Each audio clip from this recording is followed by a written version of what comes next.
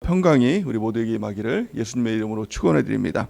오늘 말씀은 베드로후서 2장 12절에서 18절 말씀을 근거로 다가올 심판을 대비하라 라는 제목으로 하나님 말씀 증거하겠습니다. 고난을 이기는 산소망 베드로 전후서 강의 26번째 시간입니다. 베드로후서 2장 말씀의 핵심은 하나님에 대한 속성, 두 가지 속성에 대해서 소개를 하고 있습니다.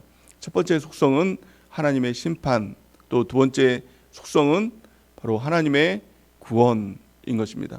하나님은 심판하시는 하나님입니다. 하나님을 단지 사랑의 하나님, 또 용서의 하나님으로만 생각해서 하나님이 심판하지 않는다라고 생각하는 것은 그건 큰 오해입니다. 오산입니다. 하나님 어제나 오늘이나 동일하십니다. 그래서 마귀를 심판하시고 또 노아의 홍수를 통해서 인간들을 심판하시고 또 소돔과 고모라를 통해서 불로 심판하신 그 하나님이 동일하게 우리 가운데 심판하시는 하나님의 역사가 나타나게 될 것이다 라고 베드로후서 2장 말씀은 우리에게 가르쳐주고 있는 것입니다. 세 가지 심판이죠. 가장 첫 번째는 마귀를 심판하십니다. 하나님은 마귀를 심판하십니다. 근데 그 가운데 용서가 없습니다. 왜냐하면 하나님은 이 마귀라는 존재를 천사로 만드셨죠. 또 천사 중에서도 가장 아름다운 천사로 만들었습니다. 루시엘, 엘자가 붙는 것이 이제 그게 천사라는 것이 아닙니까? 루시엘이 됐습니다. 근데 루시엘이 하나님과 너무 완벽하게 짓다 보니까 하나님과 거의 막 비슷한 겁니다. 그러니까 루시엘 이 천사가 하나님보다 내가 높아지고 싶다라는 그 교만이 들게 된 것이죠. 그래서 그 교만 때문에 루시엘이 마귀가 되는 것입니다. 사탄장 루시퍼가 되는 것입니다. 그래서 이제 농담 삼아 퍼지면 마귀 된다, 루시퍼가 된다 이렇게 이야기를 하죠. 루시퍼가 됐습니다. 그래서 하나님은 이 천사들을 완전하게 만들었기 때문에 더 이상 용서할 수 있는 근거가 없는 것입니다. 그런데 용서하고 구원할 수 있는 그 존재가 누구냐면 그것이 바로 사람입니다. 사람은 무엇으로 만들었습니까? 흙으로 만들었죠. 진토로 만들었습니다. 너무나 약하게 만드는 겁니다. 그러니까 실수할 수 있는 것이죠. 그러니까 하나님께서 그것을 아시는 겁니다. 진토만도 못한 것을 알고 그를 구원하고 불쌍히 여겨주시고 또 용서해 주시는 것, 이것이 구원의 근거가 되는 것입니다. 그러니까 하나님의 심판은 누구에게 있는 것입니까? 마귀에게 있는 것이고, 또 하나님의 구원은 누구에게 있는 것입니까? 사람에게 있는 것이죠. 그래서 그 마귀를 심판하기 위해서 만든 곳이 바로 지옥입니다. 그래서 지옥은 사람이 가면 안 되는 곳입니다. 마귀가 가야 되는 곳이죠. 근데 문제는 무엇입니까? 왜 사람들이 그렇게 심판을 받습니까? 이 마귀가 왕노릇하는 겁니다. 그래서 자기를 따르게 만들고 또 이 세상 풍조를 따르고 또 마음과 육체가 원하는 대로 따르게 만들어서 본질상 진노의 자녀, 자기의 자녀로 만들어가지고 자기가 가는 이 심판, 자기가 가는 이 지옥에 딸려가는 것이죠. 그러니까 우리가 해야 될 일이 무엇입니까? 그 사람들, 마귀에게 딸려가는 사람들, 그 사람들을 하나님 나라 백성으로 만드는 것, 이것이 전도이고 이게 복음 증거인 것입니다. 마지막 때 우리가 해야 될 것은 바로 이 복음 증거를 해야 되는 것입니다. 반드시 심판에 대해서 얘기할 때 히브리서 9장 27절 말씀에 보니까 한 번 죽는 것은 사람에게 정해진 것이요 그 후에는 심판이 있으니, 아멘. 반드시 심판이 있다라고 심판에 대한 말씀을 하고 있는 것이죠. 또한 예수님께서 이 땅에 오신 이유가 무엇이냐? 심판하시기 위해서 오신 것이 아니라 우리를 불쌍히 여기시고 구원해 주시기 위해서 이 땅에 오셨다라고 분명히 말씀하고 있죠. 요한복음 3장 16절에서 18절 우리 같이 한번 읽어보겠습니다. 시작. 하나님이 세상을 이처럼 사랑하사 독생자를 주셨으니 이는 그를 믿는 자마다 멸망하지 않고 영생을 얻게 하려 하심이라. 하나님이 그 아들을 세상에 보내신 것은 세상을 심판하려 하심이 아니요 그로 말미암아 세상이 구원을 받게 하려 하심이라.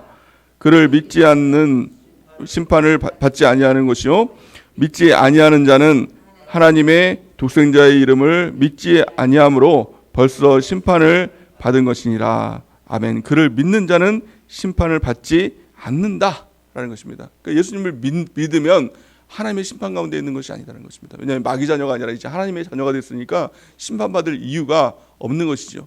근데 이 마지막 때가 되면 될수록 이 마귀라는 놈이 더 이제 극성을 부립니다. 이제 자기 때가 얼마 남지 않은 것을 알고 이제 총 공격을 하는 것이죠. 그래서 심지어는 하나님의 자녀들까지도, 택함 받은 자들까지도 자기 백성 돼서 같이 지옥에 가려고 혈안이 돼서 공격을 하는 것입니다. 근데 그 공격이 무엇을 통해 공격을 할까요? 우리가 복음을 증거할 때도 하나님 나라의 백성으로서 쓰임 받을 때도 무엇을 통해서 복음이 증거되죠? 사람을 통해서 증거가 되죠. 그 사람이 그 또 한 사람을 이게 복음을 증거하고 그를 전도하고 양육하고 또 주님께로 인도하는 일을 하는 것입니다. 마찬가지로 마귀도 똑같습니다. 자기 백성, 자기 사람들을 사용하는 것입니다. 그래서 마귀도 전도를 합니다. 악한 이 마음을 심어주고 또 세상 것들을 더 심어줌을 통해서 마귀 사람으로 만드는 것입니다. 마귀도 그 전도를 하는 거예요. 자기 전도를 하는 것이죠. 그것이 바로 거짓 교사다. 베드로후서 말씀하니까 거짓 교사, 거짓 선지자들이다라는 것입니다. 예수님께서는 이 마지막 때에 대해서 이런 말씀을 하셨습니다. 마태복음 24장 10절에서 11절 우리 같이 한번 읽어보겠습니다. 시작. 그때 많은 사람이 실족하게 되어 서로 잡아주고 서로 미워하겠으며 거짓 선지자가 많이 일어나 많은 사람을 미혹하겠으며. 아멘. 지금 전도하다 보면은 많은 사람들이 예전에 교회를 다녔다라고 하는 사람들이 너무 많습니다. 그런데 그들이 왜 교회를 안 다니냐고 물어보면 다 실족했대요. 그러니까 실족하는 일들, 예수님께서 그때 많은 사람들이 실족하게 된다라는 말씀이 지금 이 시대에 그대로 이루어지고 있는 것이죠. 많은 사람들이 실족하게 되는 것입니다. 지금도 교회를 다니다가 어느 날 갑자기 멀쩡하게 교회를 다니는 사람이 실족하게 되기도 하고 또 마음이 실족시키기도 하고 그런 일들이 교회 안에서 막 팽배하는 것들을 또 볼 수가 있는 것이죠. 이것이 바로 마지막 시대의 특징이다라는 것입니다. 11절 말씀에 보니까 거짓 선지자가 많이 일어나서 많은 사람들을 미혹하겠으며, 이 거짓 선지자가 누굽니까? 마귀에게 쓰임받는 마귀의 전도자죠. 그러니까 거짓 선지자들이 많습니다. 이 교회 안에까지 침투해가지고 거짓되게 유혹하고 미혹하고 또 의혹하는 이 일들을 하게 된다는 것입니다. 그래서 우리가 정신을 차려야 됩니다. 그래서 거짓 선지자에게 미혹되지 않기 위해서, 유혹되지 않기 위해서, 또 의혹되지 않기 위해서 중요한 것은 하나를 붙들어야 됩니다. 진리를 붙들어야 됩니다. 그 진리가 무엇이죠? 오직 예수 그리스도 한 번 붙들어야 된다는 것입니다. 예수님은 이렇게 말씀하십니다. 요한복음 14장 6절 우리 같이 한번 읽어보겠습니다. 시작. 예수께서 이르시되 내가 곧 길이요 진리요 생명이니 나로 말미암지 않고는 아버지께로 올 자가 없느니라. 아멘. 이것저것 다 따질 게 아니라 오직 예수님이냐 또 예수님이 아니냐 이것만을 보고 우리가 판단해야 되는 것이죠. 또 그것이 하나님의 말씀이냐. 말씀이 뭐예요? 성경이 무엇입니까? 이 육신, 육신이 되어서 오신 예수님이시죠. 그 예수님께서 육신의 그 말씀을 입고 이 땅에 오신 예수님, 그것이 바로 이 성경 말씀 아닙니까? 그러니까 말씀이 곧 예수님이다라는 것을 우리가 알고 하나님 말씀을 붙들고 말씀을 진리로 삼고 거짓 선지자들을 이기는 우리가 되는 것이죠. 그래서 오늘 본 말씀에 보니까 거짓 교사들의 특징, 또 어떻게 우리를 미혹하고 유혹하고 또 유혹하고 무너뜨리냐, 이것에 대해서 명확히 말씀하고 있습니다. 우리 12절에서 14절 우리 같이 한번 읽어보겠습니다. 시작. 그러나 이 사람들은 본래 잡혀 죽기 위하여 난 이성 없는 짐승 같아서 그 알지 못하는 것을 비방하고 그들의 멸망 가운데서 멸망을 당하며 불의의 값으로 불의를 당하며 낮에 즐기고 노는 것을 기쁘게 여기는 자들이니 점과 흠이라. 너희와 함께 연애할 때 그들의 속임수로 즐기고 놀며 음심이 가득한 눈을 가지고 범죄하기를 그치지 아니하고 굳세지 못한 영혼들을 유혹하며 탐욕에 연단된 마음을 가진 자들이니 저주의 자식이라. 아멘. 이 마귀에게 쓰임받는 이 모습인 것이죠. 이게 세상 유혹, 또 의혹, 미혹, 예수님으로부터 벗어나게 만들고 또 교회로부터 벗어나게 만들고 또 하나님의 말씀으로부터 벗어나게 만들고 성령을 의지하는 것이 아니라 자기 자신을 의지하게 만들고 또 이 세상의 풍조들을 의지하게 만드는 이 악한 마귀의 도전들이 있다는 것을 우리는 명확히 알아야 되는 것입니다. 우리가 이 마지막 때라는 것을 분명히 알고 또 하나님의 심판이 있다는 것을 알고 그 심판이 있지만 반드시 하나님은 하나님의 백성들, 예수님을 믿는 사람들을 구원해 주신다는 것을 알고 이 마지막 때를 사는 것, 이것이 너무 중요한 것입니다. 그러면 이 땅을 살아갈 때, 이 마지막 때를 살아갈 때 우리가 구원의 삶을 살기 위해서 가장 중요한 게 있다면 무엇일까요? 우리가 세 가지를 살펴보기 원합니다. 가장 첫 번째는 그 하나님의 구원을 의지해야 된다는 것입니다. 예수님이 나의 주인이십니다. 예수님이 나의 구원자이십니다. 이 두 가지를 우리가 확실하게 붙들고 있어야 된다는 것입니다. 예수님이 나의 주인이시고 예수님이 나의 구원자이심을 마음으로 믿고 입으로 시인하는 사람, 고백하는 사람, 이 사람이 구원받은 사람이다 라고 성경은 명확하게 말씀하고 있는 것이죠. 그래서 늘 우리의 주인이 누구인가 이것을 점검해야 된다는 것입니다. 마귀는 늘 우리 마음 가운데 이 주인 뺏기를 합니다. 주인 뺏기. 그래서 내가 주인이라고 자꾸 얘기를 하고, 돈이 주인으로 들어와서 돈을 주인으로 섬기게 만들고, 또 세상을 주인으로 섬기게 만들고, 사람을 주인으로 섬기게 만들고, 자꾸 이 주인 뺏기를 합니다. 그럴 때 늘 우리가 마음을 점검하고 나의 주인은 오직 예수님 한 분입니다 라고 마음으로 믿고 입으로 고백하는 것입니다. 그럴 때 그 예수님이 나의 구원자가 되시는 것이죠. 오직 예수님만이 나를 구원하십니다. 다른 어떤 것도 나를 구원할 수 없습니다. 오직 예수님 한 분 붙들고 나가는 것이 우리가 가장 중요한 것입니다. 또한 우리 하나님은 우리를 구원해 주십니다. 우리를 붙들어 주십니다. 그것이 하나님의 본심입니다. 우리가 그것을 알아야 됩니다. 하나님은 내가 잘못하면 나를 혼내주고 나를 심판하고 나를 지옥 보내길 원하는 분이다 라는 생각들을 버려야 됩니다. 우리 하나님은 어떻게 해서든지 우리를 구원해 주기를 원하신다. 그것이 하나님의 마음이다 라는 것을 알 때 우리가 어떤 상황, 어떤 처지에 있든지, 어떤 죄악 가운데 있을지라도 주님 앞으로 나갈 수가 있죠. 그것이 탕자의 비유 아닙니까? 탕자가 아버지를 떠나서 방황하고 또 이 죄악 가운데 허랑방탕함을 통해서 가진 돈을 다 잃어버렸을 때 그 마음 가운데 드는 마음이 뭐예요? 내가 아버지께 가면 아버지께서 나를 반겨주지 않을 거야. 이 마음이 있었다는 겁니다. 근데 완전히 다 바닥나니까 드는 생각이 뭐예요? 아버지께 나가면서 드는 생각이 무엇입니까? 이 아들로서 나가는 게 아니라 종의 한 사람으로서, 그 종들도 나보다 낫다. 그 종이라도 내가 나를 써달라고 그렇게 아버지께 빌어야겠다라고 아버지께 나가는 것이죠. 근데 그 아버지는 어땠습니까? 그를 기다렸죠. 그 동구박 멀리서 그를 알아보고 달려가서 그를 안아주시고, 또 데리고 와서 그를 씻겨주시고, 옷을 갈아입혀주시고 씻겨주시고, 또 신을 신겨주시고, 또 가락지를 끼워주시고, 또 송아지를 잡아서 잔치를 벌이는 것이 바로 아버지의 심정인 것입니다. 우리 아버지 하나님, 그 하나님 우리를 기다리고 있다, 우리를 사랑하신다, 이 마음을 갖는 것입니다. 성경은 이렇게 말씀합니다. 요한복음 6장 39절 우리가 같이 한번 읽어보겠습니다. 시작. 나를 보내신 이의 뜻은 내게 주신 자 중에 내가 하나도 잃어버리지 아니하고 마지막 날에 다시 살리는 이것이니이다. 아멘. 이것이 바로 아버지의 뜻이다라는 것입니다. 한 사람도 잃어버리기를 원하지 않는 아버지의 심정. 그래서 주일날 말씀을 통해서 이 한 사람의 소중함을 우리가 깨달았죠. 그 누구도 이 차별 있는 영혼은 없다. 누구도 그 영혼의 가치는 같다. 하나님께서 모든 사람들을 다 구원하기를 원하신다.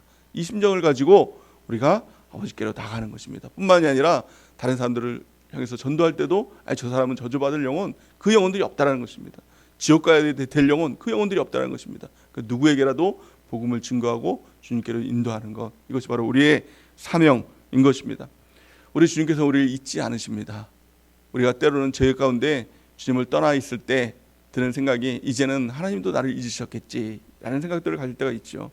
무엇인가 내가 안 되는 또 무엇인가 이제 안 좋은 일들이 생기면 하나님도 나를 버리셨나 보다, 이런 생각들을 가질 때가 있습니다. 성경은 이렇게 말씀합니다. 이사야 49장 15절 우리가 한번 읽어보겠습니다. 시작. 여인이 어찌 그 젖 먹는 자식을 잊겠으며 자기 태에서 난 아들을 긍휼히 여기지 않겠느냐. 그들은 혹시 잊을지라도 나는 너를 잊지 아니할 것이냐. 아멘. 이것이 바로 하나님의 마음인 것입니다. 젖먹이를 잊지 않는 그 어미의 심정으로, 그 마음이 우리를 사랑하고 우리를 잊지 않으시는 하나님의 심정인 것입니다. 그 하나님의 사랑이 있었기 때문에 저와 여러분들이 지금 이 자리에 있을 수 있고, 또 우리가 예수님을 믿을 수 있고, 또 천국길을 갈 수가 있는 것입니다. 그 주님만을 의지하고 주님만을 붙들고 나가는 것입니다. 그러니까 예수님도 붙드는 것이 아니라 예수님만 붙들고 나가는 것입니다. 예수님도 사랑하는 것이 아니라 예수님만 사랑하며 나갈 때 우리가 구원의 길을 갈 수가 있는 것입니다. 우리가 철저하게 주님만을 의지하고 나가는 은혜가 있기 바랍니다. 그래서 예수님 계시면 되고 예수님 안 계시면 안 됩니다. 오직 예수님, 우리가 그 예수님을 붙들고 나가는 것, 이것이 바로 구원의 삶인 줄 믿습니다. 두 번째, 이 마지막 때를 살아가면서 우리가 어떤 마음을 가지고 살아가야 됩니까? 하나님의 심판에 대한 우리가 그 경고, 그 심판이 있음을 명확히 우리가 알아야 된다는 것입니다. 심판에 대한 인식이 없으면 이 땅이 다인 줄 압니다. 이 땅에서 천년 만년 살 줄 알고 이 땅을 위해서 살고 이 땅만 바라보다가 이 땅의 쾌락을 바라보며 살다가 결국에는 멸망하게 되는 것이죠. 지옥에 가게 되는 것이죠. 그러니까 거짓 선지자들의 특징이 뭡니까? 이 땅만 바라보게 만드는 것입니다. 그냥 지금 이 순간을 즐겨라. 너 자신이 주인이다. 이것을 이야기하는 것이 다 이 거짓 선지자인 것입니다. 만약에 교회 안에서도 이 땅 것만 이야기하고 있다면, 그 설교자도 이 땅의 행복과 이 땅의 성공과 이 땅의 안위와 또 이 땅에서 어떻게 하면 잘 먹고 잘 살까만 이해하고 있다면 명확히 얘기합니다. 그 사람은 거짓 선지자입니다.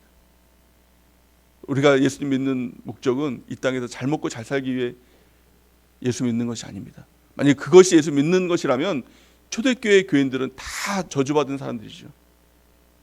왜냐하면 그들은 예수 믿는다는 이유만으로도 다 잡혀서 죽었습니다. 굶었습니다. 심지어는 막 양처럼 유리했다라고 얘기하고 있죠. 그리고 막 이 죽을 때도 잔인하게 죽었죠. 도마 같은 사람은 껍질이 다 벗겨서 죽기도 하고, 베드로는 이 십자가에 거꾸로 매달려 죽기도 하고, 또 사도 요한은 유배지에서 아주 비참하게 그 생을 마감하는 그런 일들을 당했죠. 그리고 로마 시대에 예수님을 믿었던 사람들은 그 콜로세움이라는 그 큰 원형 경기장에서 사자의 밥이 돼서 죽기도 했습니다. 그래서 이 땅에서 잘 먹고 잘 사는 것이 예수님 믿는 것의 전부라고 생각한다면 그 사람들은 다 예수님 잘못 믿은 거 아닙니까? 그런데 그 사람들이 우리가 본받아야 될 그 이유가 무엇입니까? 그 사람들이 영원한 천국에 갔죠. 영원한 천국을 위해서 이 땅의 것들을 포기할 줄 알았습니다. 예수님을 위해서 세상을 포기할 줄 아는 사람, 이것이 진정한 그리스도인 것이죠. 천국이 전부인 사람, 예수님이 전부인 사람, 그 사람이 천국에 가는 사람입니다. 천국은 침노하는 자의 것이라고 얘기했죠. 어린아이와 같이 천국을 받들지 않으면 누구도 천국에 갈 수 없다고 얘기했습니다. 우리가 천국을 위한 삶을 살아야 됩니다. 왜 그렇습니까? 우리가 죽음 후에는 영원한 심판이 있기 때문에 그 심판에 대한 경각심을 가지고 살아가는 것, 또 그 경각심을 가지고 살아갈 때 함부로 살지 못하겠죠. 죄를 지으며 살지 못하겠죠. 마음대로 내가 육체에 원하는 대로 살지 못하겠죠. 우리가 늘 주님의 말씀이 무엇인지, 또 어떻게 해야 천국에 갈 수 있는지 그것들을 염두에 두고 하나님의 말씀대로 순종하는 삶을 살아갈 수 있을 것입니다. 우리가 늘 생각하길 바랍니다. 하나님의 영원한 심판이 있다는 것을 우리가 늘 생각하고 경각심을 가지고 이 땅을 살아가는 은혜가 있길 바랍니다. 심판이 있어야 구원이 있는 것이죠. 심판을 알아야 구원의 그 은혜를 우리가 깨달을 수 있는 것입니다. 우리가 구원받은 건 어떻게 구원받았습니까? 내 의의가 있어서, 내가 무엇인가 잘해서, 잘나서 하나도 없습니다. 1도 없습니다. 우리는 다 멸망받아서 죽어야 될 존재이지요. 근데 웬 사랑인지, 웬 은혜인지 우리가 받아야 될 그 처벌을 예수님께서 이 땅에 오셔서 육신의 몸으로 이 땅에 오셔서 십자가에 달려 돌아가심을 통해서 그 죄값을 다 짊어진 것이죠. 그러나서 우리에게는 너는 나를 믿어라. 그리하면 전가의 역사가 나타난다. 이것을 신학적인 용어로 이중 전가라고 얘기하고 있죠. 그래서 나의 죄가 예수님께 전가가 되는 것입니다. 그러니까 내 죄는 하나님 잘못했어요, 용서해 주세요 라고 하면 그래 내가 용서해 줄게, 너 죄 없어, 다 사라지는 게 아닙니다. 공중분해되는 것이 아닙니다. 죄는 없어지지 않습니다. 죄는 없어지지 않습니다. 그 죄의 삭슬이 무엇이냐? 사망인 것입니다. 그러니까 우리는 다 죽는 존재인 것이죠. 그런데 십자가에 예수님의 그 은혜로 인해서, 그 공로로 인해서 내가 죄지면, 그 주님께 나가면 그 죄가 예수님께 전가가 되고 예수님께서 그 십자가의 공로를 통해서 우리의 죄를 사해 주신 것입니다. 이것을 신학적으로 우리가 많이 표현하는 말로 대속이라고 얘기하고 있죠. 대신 우리를 건져주셨다, 속량해 주셨다. 대속이라고 얘기합니다. 구속이라고 얘기했죠. 하나님께서 우리를 구원해 주셨다. 그리고 우리의 죄값을 갚아주셨다라는 것이 바로 구속이죠. 그 은혜를 우리가 입은 것입니다. 또한 우리의 죄가 예수님께 전가될 뿐만이 아니라 예수님의 의가 우리에게 전가되죠. 그래서 이중전가입니다. 나의 것은 예수님께로 가고 예수님의 것은 나에게로 오고, 이것이 이중전가이죠. 우리의 의가 무엇입니까? 하나님이 우리 볼 때는 우리의 의를 보는 것입니다. 우리의 죄를 보는 것이 아니라 우리의 의를 보는 것이죠. 천국에 누가 갑니까? 죄 없는 사람이 가는 것입니다. 의인만이 가는 것입니다. 왜 우리가 의가 됐죠? 예수님의 의가 우리에게 전가됐기 때문에. 그것이 바로 은혜인 것입니다. 그 은혜로 우리가 구원받은 것입니다. 그 우리가 의지할 것은 예수님의 십자가의 그 은혜, 구속의 은혜, 대속의 은혜, 그것을 붙들고 우리가 나가는 것입니다. 그래서 우리가 예배드리는 이유가 무엇입니까? 그 하나님의 은혜를 찬양하기 위해서, 감사를 하나님께 올려드리기 위해서, 하나님의 영광을 위해서 우리가 예배드리는 것입니다. 예배를 하나님께 무엇인가 받기 위해서 드리는 것이 아니라 드리는 것이죠. 하나님 감사합니다. 그 은혜 찬양합니다. 하나님 영광 받아 주옵소서.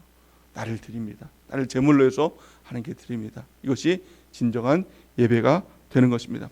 마지막 세 번째, 우리가 이 마지막 때 그렇다면 우리가 어떻게 살아야 될까요?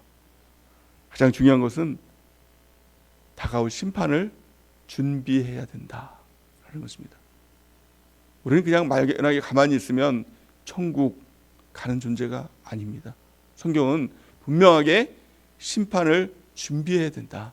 마지막 때를 준비해야 된다. 이 땅에 우리가 살아가는 이유가 무엇입니까? 영원한 천국을 위한 삶을 우리가 이 땅을 살아가야 된다는 것입니다.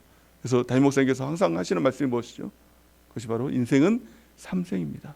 어머니 뱃속에서의 삶이 1생이고 2생, 지가 우리 살고 있는 삶이 2생이고 마지막 때 그 천국의 삶이 3생이다라는 것이죠.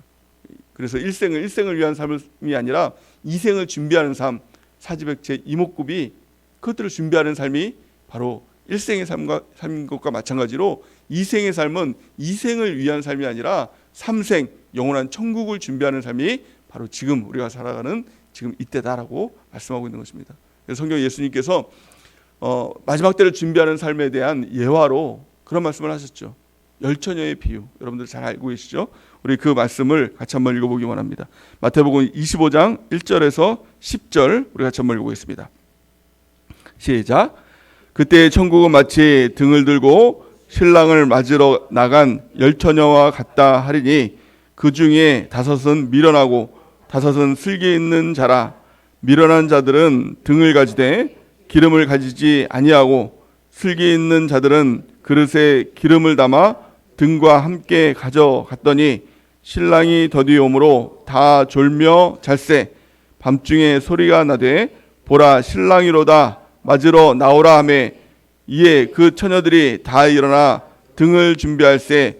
미련한 자들이 슬기 있는 자들에게 이르되 우리 등이 꺼져가니 너희 기름을 좀 나눠달라 하거늘 슬기 있는 자들이 대답하여 이르되 우리와 너희가 쓰기에 다 부족할까 하노니 차라리 파는 자들에게 가서 너희 쓸 것을 사라 하니 그들이 사러 간 사이에 신랑이 오므로 준비하였던 자들은 함께 혼인잔치에 들어가고 문은 닫힌지라. 아멘. 이것이 바로 현실입니다. 이것은 단지 동화 속의 이야기가 아니라 현실적인 이야기죠. 우리 중에 우리가 누굽니까? 신랑 맞는 것을 준비하는 열처녀라는 것입니다. 남자분들도 다 처녀입니다. 신랑 예수님 앞에서는 나는 총각인데요 하면 안 됩니다. 다 처녀입니다. 예수님의 그 신랑 대신 예수님을 기다리는 그 처녀입니다. 그러니까 어떻게 준비를 해야 됩니까? 그 기름을 통해서 그 준비를 해야 되는 것이죠. 그러니까 이 열처녀는 다 신랑 맞을 준비를 하고 있었습니다. 무슨 말입니까? 다 예수 믿는 사람이었다는 거예요. 그러니까 세상 사람들은 준비를 안 하죠. 아예 생각이 없죠. 우리는 다 준비하는 사람이라는 것입니다. 그러니까 중요한 것은 무엇입니까? 그 신랑 맞을 준비, 천국을 준비하는 삶을 살아야 된다라는 것입니다. 그런데 문제는 무엇입니까? 그 중에 반은 온전한 준비를 했지만 반은 온전하게 준비를 하지 못했다. 예수님께서는 5대5로 보셨다는 겁니다. 그 예수 믿는 사람 중에서도 다 준비돼서 천국 가는 것이 아니라 그 중에서 반은 준비되지 못한 사람들은 천국 문이 닫혀서 지옥에 가게 된다라는 것을 말씀하고 있는 것이죠. 기름을 준비해야 된다는 것입니다. 그 기름이 무엇입니까? 우리 믿음 생활하는 것이죠. 그래서 기도하고 말씀을 통해서 우리의 믿음의 기름이 떨어지지 않도록 늘 준비해야 된다는 것입니다. 성령을 의지함을 통해서 성령의 기름이 우리 가운데 떨어지지 않도록 준비해야 된다는 것입니다. 그 예수님께서 더디 오셨다라고, 이 신랑이 더디 왔다고 얘기하죠. 지금 사람들은 그 예수님이 더디 온다라고 생각을 합니다. 근데 그 이유에 대해서 성경은 말씀하고 있죠. 더디 오는 것이 아니라 한 사람이라도 더 구원받기 위해서 하나님께서 그 시간들을 지체해 주시는 것이다라는 겁니다. 그리고 우리가 해야 될 것은 무엇입니까? 한 사람이라도 더 구원시키기 위해서 전도하는 삶을 살아야 된다는 것입니다. 그래서 우리가 늘 깨어서 기름 준비하는 삶을 살기 원합니다. 말씀과 기도를 통해서 그 믿음 떨어지지 않도록 그 믿음을 항상 충만하게 채우길 바랍니다. 또 성령으로 충만하게 채우길 바랍니다. 그러기 위해서 중요한 것이 무엇입니까? 복음 증거하면 됩니다. 복음 증거하면 충만해집니다. 그 사람에게 복음 증거될 뿐만이 아니라 복음 증거하는 그 메시지가 내 귀에도 들립니다. 그래서 나도 그 충만한 삶을 살게 되는 것이죠.